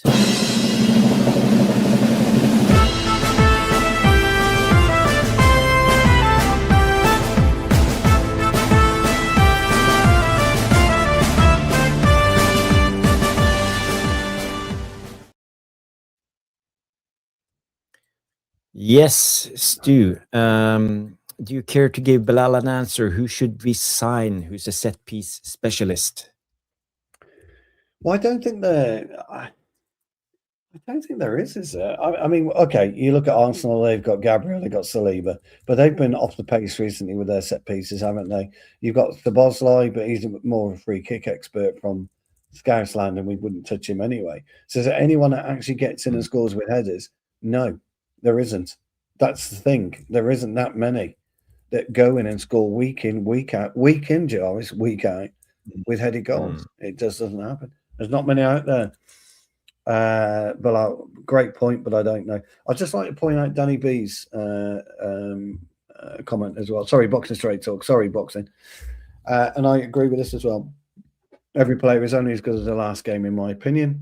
That's why I judge it. That's how he judges it these days. I do the same, and I totally agree with you, mate. You are spot on with that. Yeah. Good shout. Good shout. Yeah, we should go for Bruno G. Yeah, Grace. Yeah, Grace. Bruno G and Dalot T.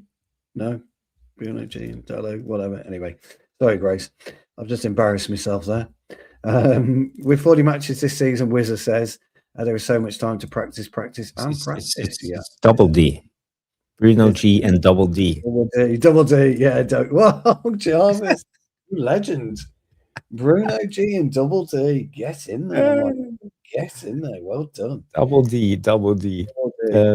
While you're doing that, there's a question from Bilal. We could do. There's only one match that Jarvis will want to do. There's only one match he'd want to do, and I know that match already. Argentina, West Germany, 1986 World Cup final, 3-2 Argentina. Is that a game? I was going to go 86. I was going to go Argentina, but I was going to go England. Oh, got Argentina because of the Maradona goal. Yes. That's why I was going to go. That's what the one I thought you would go with. Well, we can go for that one. I think that will be more interesting for the British-speaking audience. So, yeah, 100%. Really, because you love Maradona. That's the deal. Let's do that game before the World Cup. Yes. Okay. Yeah, let's do that. Let's do that. The old Peter Shilton coming out, the Maradona handball and the hand of God. Terry Butcher. Peter Reid. Have I got to do anything? Yeah, well, Pete, if you don't mind chasing Maradona, if you don't mind, Pete, I mean, that's what he's there going, what do I want to do that for? I can't run. Peter Reid trudging around in treacle. Fucking terrible. And that Argentinian team, Burruchaga, Aldana, yeah. All of those great players. I'm just trying to think who was up front at the time. 86. I think it was Valdano. Valdano was Valdano, wasn't it? Yeah. Valdano. He played for Real Madrid at that time. I'm not quite sure. Was it too early for Canija? Canija didn't play. No. Too early for Canija. Yeah, that was 1990. 1994 Canija. Yeah. I'll have to have a look at the team because I can't remember. I'll have to have a look at the team. But yeah. Yeah. Let's analyze the goal for Aston Villa. So there was a corner kick. The ball came out, and this instance happened. The ball goes directly up until who was it? It was the centre back, Tyrone Mings. Into his hands. So why did the referee Anthony Taylor dismiss this? Well, there's a couple of things. Well, I don't know. Clear advantage by taking the ball in the hand. If that would have happened in the midfield circle, the referee would have blown the whistle. Yeah, I don't know. And they weren't looking at that anyway, VAR. It was a sliding tackle, wasn't it, from their player? And Mings was running towards the ball. But and that's the only thing I can come up with, Jarvis. Honestly, mate, I'm with you on that one. I was a little bit perplexed at the time. But then it all kind of we all kind of fell apart because we all concentrating on the handball and not concentrating on what's the old saying, Jarvis? Play fucking whistle. But they're doing it, and rightly so. They're doing it. Everyone's got their hands up, and we're not concentrating on what we're doing moving forward. So I don't know. He's obviously not doing it on purpose, and the ball gets played directly up until him. But he get a clear advantage. But he did that, didn't he? Yeah, he did that. He gets a clear advantage by the handball, and for me, it's a handball. It looks a handball. The only thing I think that might have saved him, pal, is that he was running towards the ball, and when you're running towards the ball, it's impossible to get out of the way of it. But but it's still handball, fella. Now, I also agree with you as well. By the letter of the law, it's a free kick. Mm-hmm. Okay, and if it was, like you say, if it was in the penalty area of the opposition, i.e., would we have got a penalty from it? Yes, I think we would have. And this is Anthony Taylor at the moment, so maybe he didn't see the situation. He didn't see it. I don't. Where was he when it actually when the kid slid in? Where was he at the time? Let's take it back a little bit and see, because I think he.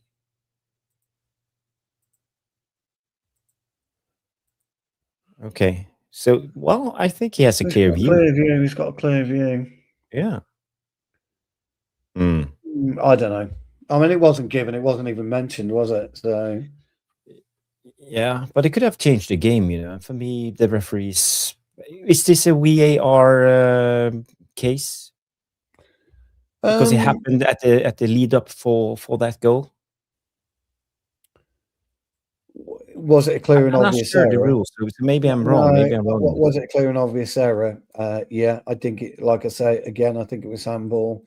But again, it's Anthony Taylor, and I'm just putting a suggestion across, guys. I don't know.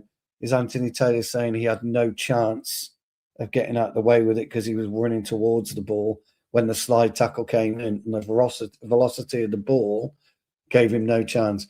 Jarvis, I agree with you though. His hands up here. So yeah, it's just one of those, but it wasn't given. So we see the rest of the attack. Tyler Minks takes the ball. Yeah. We don't think, Danny, that they looked at that. We think they were looking at Onana. Did they say anything in? No, they didn't say anything. They didn't say anything in the UK either. So, but maybe it's because it happens like two incidences before the goal. Yeah, possibly. Yeah. So you see again, the cross comes in. We are defending for dear life at this moment. The cross gets all cleared. over the place. Yeah, and at this instance, we are ball watching. All defense are just ball watching, and we have Barkley by himself. Who is Barkley's man? Well, it would be Luke Shaw, but I'm looking for Luke Shaw. And Luke Shaw's across there to the right, isn't he? He's there. Yeah. You've got Mainoo in there. You've got Dalot. You've got Yoro, Maguire. You've got Yoro. You've got Ahmad. Cunha, maybe you could argue, but you see, there's nobody behind him. There's nobody behind him. So Cunha was looking right at him. You could argue that Cunha should have been more reactive, but ultimately, Jarvis, it should be Luke Shaw's, because it's a great finish, by the way. Yeah, and I just want to take it back 2 seconds, because look at Sene Laman's position at this moment, and look at Onana's position. Yeah, Laman's position's okay there. And this is, but this is where I feel, Stu, that Onana is actually interfering with Laman's field of view? Well, I'm going to tell you something now. Okay, I don't like that rule. Period. Okay, All right. I hate that rule, and I don't like it for a reason. Right, you are allowed, Jarvis, in the 18-yard box, correct? Mm-hmm. You are allowed in the 6-yard box, correct? But it doesn't say where you can and cannot stand in the 6-yard box, correct? So during the evolution of a football match, you don't know as a footballer where you are in relation to the goalkeeper because it isn't your job. So you don't know whether you're interfering with the line of sight or if you're interfering with this and you're interfering with that. The fact that that he didn't, if it touches him, he was offside in an offside position anyway. So if it touches him, then it needs to be. But all this obstructing the goalkeeper nonsense, I just don't agree with. And I'm going to actually, Jarvis, I'm going to really hammer it home now. Okay, how many goals have we conceded over the last 3 years where the goalkeeper's been hemmed in on the line? Is that or is that not obstructing a goalkeeper? It is. So there is no difference. So yeah, but the thing is, it's the offside position. So if you take advantage of an offside position, you are involved in the play. So this is for me where you put the line. But because for me, if you are involved in the play and you are in an offside position, it's an offside. I know, but again, it's not something I like. Because let me tantalize you again. Let me tantalize you again and again. And I agree with it. I agree with what you're saying. But if there's two people offside and a player that isn't offside and the ball is floated over and it obviously those two players don't move, they stay still. Onside player comes in and scores, that's onside. Because those two players, although they're in an offside position, they haven't moved. So when the ball comes in, Onana realizes if he touches it on this occasion, it won't be given. That's why he acts like a contortionist. So I don't think Lammens A was unsighted and B it would have been a goal to rule out. The thing is, for me, Stu, is the ball comes in this direction. And Onana's field of view, in this instance, is here. No, Lammens. And Onana, he stands in his field of view. So he blocks this. So in a way, it makes it really difficult for Lammens to see where the shot comes from. But equally, though, is if he sees that coming and he goes backwards, Onana's still going to be looking at Lammens is still going to be looking at Onana anyway, even if he goes past. Yeah, but the rule is if it's in an offside position and interfering with the play, it's offside. So it doesn't matter if the offside is here or if he stands here in a way. But I don't think he's interfering. Still offside and interfering with the play. For me, it's yeah. You see, I don't think he's interfering because what else can he do? It's the rule I hate. I hate the rule more than anything in football because he's entitled to stand there. Well, if you look at Lammens now, he needs to take an extra step to the left because he doesn't see the ball. He's not sure where it is. Onana, if you go back hundreds of a second, he needs to take a step to his left because of Onana. And Onana is in offside position because he needs to see the ball. He needs to see where the ball comes from. Yeah, but again, what's Onana doing wrong there? All he's doing is... Well, he's standing in an offside position in front of the goalkeeper interfering with play. But he's not interfering. Well, that's what I'm saying. Look at Lammens, how he takes a step to his left because he doesn't see the ball. Look at his head, how he leans over to see. Yeah, but Onana at that point... Look at his head there, how he leans over. Yeah, but he's not interfering though at that play. At that point in time, Onana's not interfering in the play. He's not even touching the ball. The ball isn't anywhere near Onana. He's not interfering with play. He's entitled to be there. That's the thing about in an offside position, you're not. But he's not offside at that point, was he? When the ball was delivered, he wasn't offside, was he? He was in offside. Yeah, he was in offside. But even so, he's entitled to be in that position. And for me, it doesn't matter if Lammens could have saved it or not. It doesn't matter, as long as they have an advantage of doing it. Because I'm not making up the rules. It's no, but the rules. My point is, but my point is the rule's shit. It's a rubbish rule. Yeah, that's another debate. I mean, the rule is rubbish, because if I'm on that there, I'm telling you now, right, as a defender, you've got no idea whether Onana's offside or not, because you've got no idea where the ball's going to be delivered, so you haven't a clue as a defender. Okay, now Onana, for the virtue of what he did by acting like a contortionist, realised if the ball comes off him, then he's interfering. He is interfering if the ball comes off him, absolutely 100%. It's such a contentious rule for me. I just don't like it. I hate the rule. Yeah. Okay. It's one of those. I think I understand what you're trying to say, Stu, and I think you understand what I'm trying to say, and I don't think we will agree on this. No, because the rule, for me, I think an offside is an offside, and that's where it ends. And for me, the debate were never if it touched Onana or not. For me, the debate were that Lammens had to adjust his position because of Onana standing in an offside position, because he was blocking Lammens' field of view or figuring out where the shot was coming from. So that's just my... But the chances of enforcing that particular goal was nigh impossible. I guess is what I'm saying. It was nigh impossible to enforce that one. Yeah.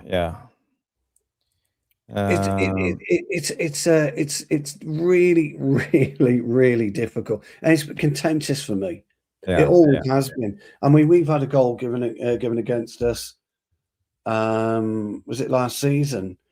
In front of I know it was in front of Onana, by the way. Where I think it was against Fulham, where he was in the centre of the goal, and Onana was given because he wasn't deemed offside, he wasn't deemed interfering or anything like that. So I don't know. But it's impossible to know if he touched the ball or not, or it just whiffed his shorts or whatever, and the ball doesn't change any direction. So no, it again, doesn't. On the if the ball touched Onana or not, I think they made the right decision. I think all in all, the decision was right. I think it was a goal. And I would expect it, to be honest, Jarvis, if it was us in that same position, I'd have expected a goal. I would have. I wouldn't have gone with, intervene. I'd have expected a goal. I don't know. I don't know. It's one of those for me, pal. Look, I know what you're saying. I know what everyone's saying. The rule is the rule. But my rule is, my old mates, and I'll be completely honest with it, you are entitled to stand anywhere in the 18-yard box and the 6-yard line. And if you happen to be close to the keeper, so be it. Well, the goal was given. There's nothing we can do about it. But I think it's an interesting debate. I think it's a really point of view on this, because I think for me the debate is always: is he interfering with Lammens' field of view? Is he blocking Lammens' field of view? And that's if that's the case, it should be disallowed. If not, play on. Neil Driscoll comes in and say, my favorite Argentinian was Rene Hausmann. Played for them in the with Mario Kempes. He knows his stuff. He knows his stuff, does Mr. Driscoll. He knows his stuff. I like Kempes and Luque from that team. Neil, they were absolutely brilliant. The other thing, Jarvis, though, the other thing is nobody's, like in the press, they've not been talking about it. The offside goal for Aston Villa. Yeah, they've not been talking about it really. No. Yeah, well, at the end of the day, it didn't matter because we won the game. I suppose it didn't matter, yeah. Would we been talking about if it was 1-0 to Villa? Possibly, I guess. Yeah. And Anyway, if it was given against us, let's say it was Bruno took the shot and let's say Ahmad was standing in that position. And also, it's quite interestingly, on that Sesko goal, we have Dalot in a kind of similar position, standing in an offside position, but he's not interfering in the same way. So we will look at that afterwards. But let's bring up the Cunha Bruno assist, Cunha goal. I think that's something to look at. The assist from Bruno, it's brilliant. Oh yeah, it was a wonderful assist. It was a wonderful assist. A wonderful. I'm going to go with pass, Jarvis. I'm going to go with pass, not assist, because it wasn't an assist at the time when he passed it. So again, I think Mbeumo's run opens up the Villa defense, because Mbeumo put himself in an offside position. And, the defender, I think it's Konsa, he drops a little bit and then stops, and he gets flat-footed because of this. Nobody was expecting the first-time ball. That's what cut them open. They weren't expecting the first-time ball. Normally on that scenario, Jarvis, you get a touch, don't you? And then you drive into space. Nobody was expecting the first-time ball. At that point, Villa thought they were okay because Mbeumo was miles offside. If you look at their line, Mbeumo was miles offside. And they weren't concentrating on Cunha. They were concentrating on Mbeumo. And Cunha gets in, and, well, the rest is history. It was a fucking brilliant goal. Absolutely. Yeah. He placed it brilliantly. So that's an assist. Now it was a pass originally. Now it's an assist. As soon as he gets onto it and scores, it becomes an assist. It's weird, isn't it? Isn't it weird? Why football suddenly, it's a pass. What a pass from Bruno. What assist from Bruno. Well, that was a fucking pass a minute ago. But my point is, if you look, everybody's focusing. They're focusing on Mbeumo, not Cunha. And Bruno has the vision to put in Cunha brilliantly. Absolutely brilliant. It was a great pass, Joe. And also he runs on the blind side of he curves his run so he could get onto the ball. Yeah, it was a great pass. And his first touch with his outside of his foot running, that's very difficult to do. Imagine if that was let's say Garnacho. Oh, who? It's not every player. Look at how brilliantly he touches the first touch with the outside, takes it into the goalkeeper and cuts his foot brilliantly in front of Konsa. Yeah. Gets out of his foot brilliantly, doesn't he? He's a good keeper, Martinez, don't forget. He's a good keeper, Martinez. And that's a fantastic finish. And then he does that stupid fucking dance again. Have you noticed something about us at the minute? We're not that quick in getting to them when they're scoring at the minute. So when Sesko got his goal the other day at Old Trafford, he was looking around going, where is everybody? We're jogging around slowly. They did the same to Cunha there. But he does that stupid fucking... Nah, I like it.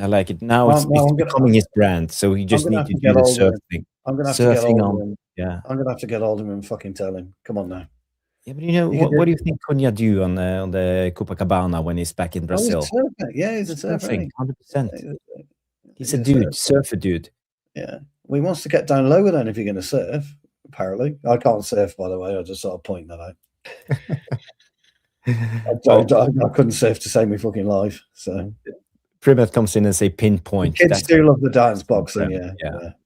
The kids do love the dance. Yeah, I fucking hate it. I do. It's just me. Simple pass from Bruno. It's that vision that he has, one step ahead of those situations of Bruno. Yeah, and this is the good things you get with Bruno. This is Kevin De Bruyne, maybe Odegaard. Good, the bad, and maybe Sander Berge, maybe once a season. But Bruno, he produces. I think he has 10 assists in the last 11 games, or was it the other way around? 11 assists in the last 10. Something like that, isn't it? That's one of it. He's incredible. But Cunha's finish, I think Cunha is such a brilliant player. When he decides he's made such a difference to our output. And Mbuemo's made such a difference to our output as well. But so's Sesko. He is. The kid's going to get double figures, and he didn't start the first third of the season, did he? Didn't hardly play. Yeah.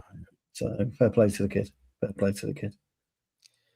So speaking of Sesko, let's have a look at the Sesko goal. And again, I said it. Sesko has the Grace 10 passes in the last 11. Well done, Grace. Well said. No such thing as an assist. The instinct of Sesko. Brilliant shift from Casemiro. Cunha takes it down on his knee, tries to cross it on the first. And now I think it's Unai, or is it strange what happened with Villa, wasn't it? Very strange what they did here.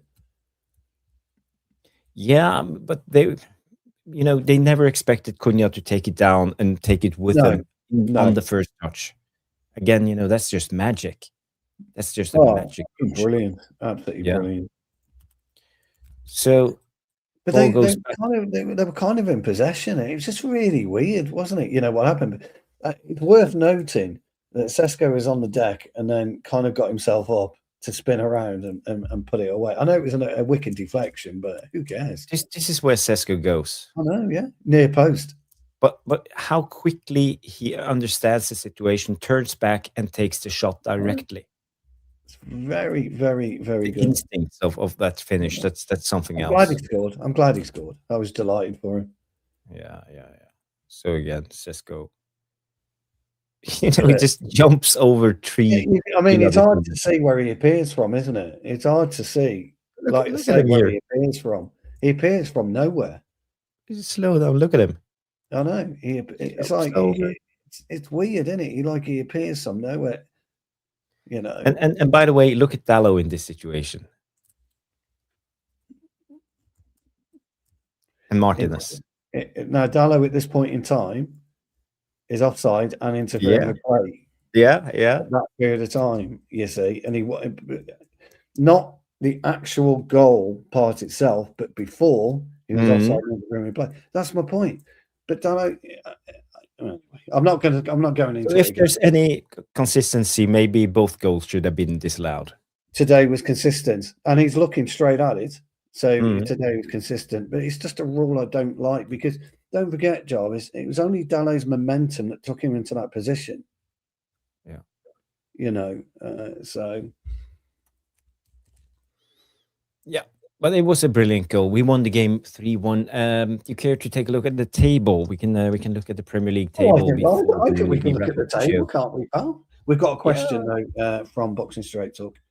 Okay. Let's look at the table, and then we can do some questions at the end of the show. Do 5 more minutes? Yeah, I've got about 5 minutes. Yeah. Where's the table? Oh, there we go. Here we are. Sometimes I can't understand what's going on. Where's the... Oh, here we go. That's the Premier League table. Being the producer at the same time is not always easy. You're an amazing producer, pal. An amazing producer. Thank you so much. You are. So look at the top. Arsenal have probably won it now after winning the game, and City bottling it against Spurs. No, was it West Ham? It's West Ham, one apiece. Yeah, one apiece. Yeah. Jared Bowen, by the way, was for West Ham fighting relegation, but Arsenal now on 17 points, Manchester City 9 points behind. 1 game in hand though, but again 9 points in the last 7 to 8 games. It's worth saying, Jarvis, that there was 7 minutes of injury time in that City West Ham game, and Michael Oliver played almost 10 minutes of injury time. Worth pointing out. What are you saying, Stu? I don't know. I'm just pointing out the facts of the game. Okay. Man United, we are sitting on 54 points at the moment. And let's assume that top 5 gives Champions League. So down to 6th, you have Chelsea on 48 points. So that's 6 points clear now for a secure spot for the Champions League. Yeah, so we've got, 8 games to go. Arsenal have got 7 for some reason. I don't know why Arsenal. But they're not playing this weekend, nor City, because they're in the Carabao Cup. If we can get past Bournemouth, we basically need to win 6 out of the last 8. It's worth pointing out, me old mate. It's worth pointing out, right, that your number at 55 or 54, did you say, is here. You've made it. Well, so I also said before the season that Emery was going to get the sack. Yes, so you are factually correct that we would get 54 points. So you are 55, did you say? Okay. Yes. So I still haven't hit my target yet at 66. No, you haven't. But we might hit our target, but I think it's more of a coincidence. I think Potato Head and Weetabix and Sir Jim the Rat and all the rest of the suits struck some luck. It's just luck. So what do you think we'll end? What do you think we'll end up now then, points wise? Now we have 8 games left, so at least I think we can do 20 points. I was going to say 74. I was going to say 74 as well. I think we'll 20 points in the last 8 games. That's where I think we'll end up, 74. Yeah, looking at it now, looking at where we are today, I think we can get to 74. So, guys, what do you reckon in the last 8 games? How many points do you think we will take? Yeah, how many points will we end up with right now? So 74 points, yeah. That actually might give us at least us third. That'll get us third. 74 gets us third, in my opinion. So. By the way, we need 4 more likes to reach 50. So please, if you haven't, please do us a favor and take the time and press that like button. Yes. Really, a couple of questions. I've just been texted to go and pick Junior up, so that's what he's been phoning me for all night.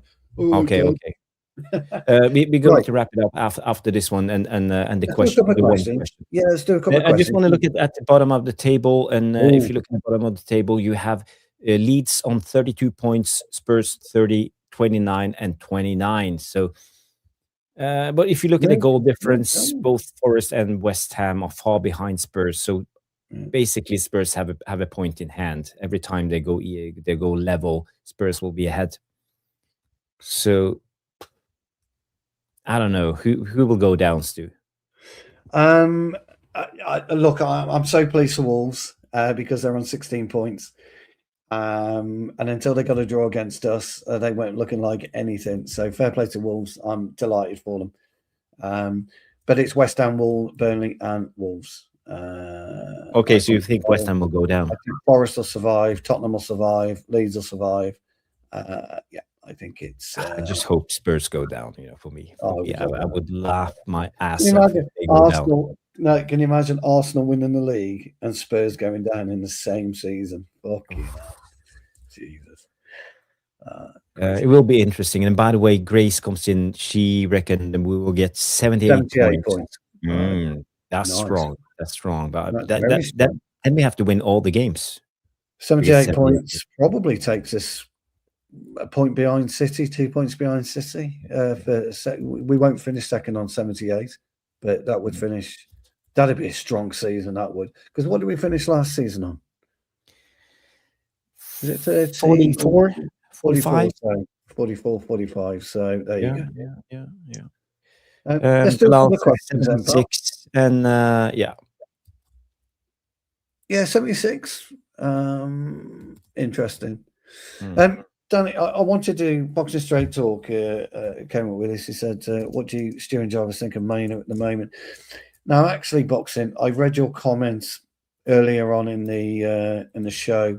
You were making a point, something similar to that I made a couple of weeks ago, didn't I, Jarvis, about Mainoo drifting in and out of games. You know, he's doing some good stuff in a game, but he's doing a lot of non-stuff in a game. So he's not actually achieving what we need him to achieve. So he's not actually playing at the level we know he can play. But he's doing just enough for me. And I'm talking just enough to keep his position in the team. So I kind of agreed with what you said, Boxing, in your comment a bit earlier in the show. So, but me and Jack, we spoke about it before, haven't we, Pal? Yeah, but what changed for me with Mainoo today, and you know, I talked about this. You can't be flat as in the midfield pivot. And if you look at the heat map of Kobbie Mainoo, you can clearly see he drifts forward. He goes into attack a lot of the times and contributes a lot when it comes to. So I think this is vital. He needs to have more courage and push forward when needed. And also, if you look at his stats, 85% pass accuracy, that's really, really good. He won 50% of his duels, 57% ground duels won. That's strong because, you know, most of the duels are 50-50. So if you win more than 50%, that's acceptable for a midfielder. And also accurate long balls, 2 out of 4. So he starts to open up his game a little bit more, not just short, intricate passes, more long balls. And I like to see him evolve that part of his game. And this is his strong game. 2 out of 4 dribbles successful, but I would even like to see him dribble even more to beat his man and you know, create an overload that way and get the defense backtracking. So again, that was brilliant today. But this is where stats don't add up, because 84% completion, of 6 passes? I could do that. I could do that with my left peg. You know, that's the thing with stats, you see. They don't always show the full aspect of the game. In 90 minutes, 4 dribbles or 4 transitions with a football, he should be doing 8 to 10 with where he is, where he's positioned himself. That's what he should be doing. So that's why but also when you play deeper, you have to play it safe. But when you're higher up the pitch, you're allowed to take more chances. And this is what I would like. I would like to see him higher up the pitch, taking more chances. Yeah. And so for me, he's doing enough, but he's got the ability to do more. And that's where I'm at with him at the minute. Interesting. Yeah, but you know, I think, you know, he dropped off a little bit, but now I think Kobbie Mainoo is back after if you take this game. He's getting there. Yeah, he's getting there, Paul. He had a good game. There was another question. We've done that one. Have we got any more questions, or is that it? No, I think that was it. You know, I think that was it. Yeah. Well, we're back tomorrow, aren't we, Jarvis's Corner? The only thing you forgot to you forgot to congratulate Jamie Wayne. You were on the phone when. No, I didn't know. I said to him, yes. I said happy birthday to him. You did. Yes. Yeah, he would have been on giving me grief if I hadn't, and rightly so, by the way, Jamie. Always give me grief if I don't say, you know. But it's his no, birthday I'm glad No. Hold your horse. It's only for royalties, like Mr. Woolley here, Sir Woolley, should I say? Thank you. There's only a few of us who got a birthday month, and I might even, at this rate, I might even go to month number 2 yet. I haven't made a decision. So, no, but I'm glad you had the time, Jamie. It's absolutely brilliant, and thanks for coming on tonight as well. Thanks to everybody who's tuned in tonight. We've loved it. Again, we've loved it. It's a big week for the Devilish Tacticos, though. So we've got Jarvis Corner tomorrow. So Mark will be back with us. Yeah, Wiki will be on with the bird. Yeah, Vicky's coming as well. Yeah, Wiki's coming tomorrow night, so that will be interesting. I'm looking forward to that. Superb. And then Tuesday, of course, we've got the big one. We've got the big one, the Bodo Glimt leg number 2. Bodo Glimt out in Sporting. Can they repeat what they did? The shirt is ready. It's ready. The shirt is ready. So that'll be me and Jarvis, and maybe even maybe Nuruddin, but I don't know if he's working or not. So and then now Jarvis is away from Wednesday onwards is going to Spain. Yes, I will be away Wednesday till Monday. So maybe we won't put out that much content next week, but hopefully Stu can we'll definitely do Jarvis Corner Monday. Me and Mark will do that. We'll take care of that. And depending on, but it's going to be a late kickoff Friday. So I don't know whether I'll be able to do it. I might do one Saturday. I might do a show Saturday, but I'll talk to Jarvis about it during the week. Yeah, because we are up against Bournemouth on Friday. Friday night, yeah, Friday night. So I thought we didn't have any games this week, but okay. Yeah. So Friday is late, 8 o'clock. Yeah, but we'll sort something out. We can't do that on Friday, 8 o'clock. I will be a different place. Yeah, probably not even watching the game. No, you'll be hammered, won't you? Good lad. But we will, and then Jarvis will be back Tuesday, and we'll perhaps do a short show Tuesday. But we'll sort it out when he's back. But then we've got problems because we've got 3 weeks off, guys. So anything you want us to do, come on and talk about. Let us know, because even me and Jarvis might struggle with trying to fill 3 weeks of. No, we can start doing watch-alongs. The World Cup thing was a good shout. Yeah, the World Cup thing. We can do watch-alongs. We can do stuff. So yeah. We're back tomorrow night, 9 o'clock. Everybody, please tune in. Yeah, Mark Langridge, Vicky with the Bird will be on, and Stu and I. So looking forward to that one. And I just want to thank everybody. Just want to thank Roshmano for coming in. Big up. Yes, I will be playing golf. I will be going like 5 days to Spain to my pal to play some golf and look at the attractive wildlife of Spain. That is a disgrace, John. An absolute disgrace. You wouldn't catch me doing that at all. That's why I have super dark glasses when I go out to the beach. I always have the super dark lenses on, and I'll be doing. And then when the wife does that, I go like I'm asleep. Got it all down.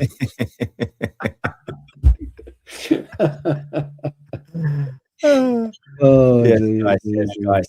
So tune in tomorrow. Thank you, Roshmano. Thank you, Mark. Thank you, Grace. Thank you, Boxing Straight Talk, Das, the Plymouth, all of you legends. All the super chat we got from Bilal. Thank you so much. Membership super chat. Grace. Jamie with the birthday. Neil Driscoll. Thank you, Neil, for coming in. Keeping us grounded. Keep coming, Neil. Yeah. So we will be back tomorrow night. So see you then. Have a good night. Smash like, subscribe. Afterwards, go hype the video, and we will see you on the next one. Have a good one, and bye.